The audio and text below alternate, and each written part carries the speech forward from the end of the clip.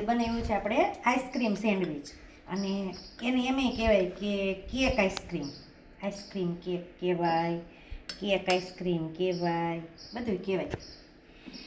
જો આ છે આપણું હોમમેડ આઈસ્ક્રીમ ઘરે બનાવ્યો છે અને ક્રીમથી. આ છે ચોકલેટ સ્પોન્જ.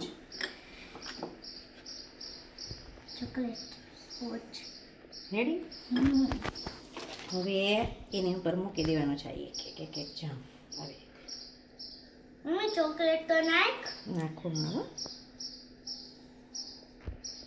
આવી રીતે આમ કરી દેવાનું બરાબર.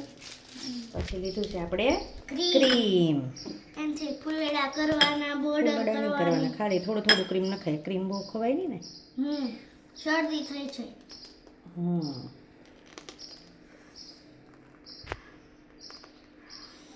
આઈસ્ક્રીમ હોય ને એટલે ક્રીમ બહુ સરસ લાગે.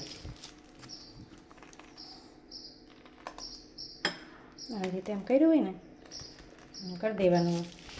પછી એમાં નાખી દેવાની ચોકલેટ જામ. ચોકલેટ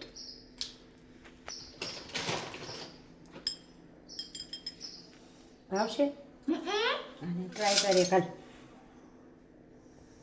પછી કે કેવું લાગ્યું.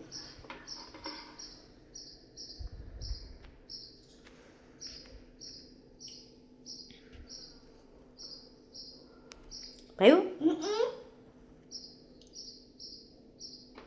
તો ફ્રેન્ડ તમને પણ તમારા મમ્મી કેક બનાવી દેશે કે નહીં કોમેન્ટમાં ચોક્કસથી જણાવજો.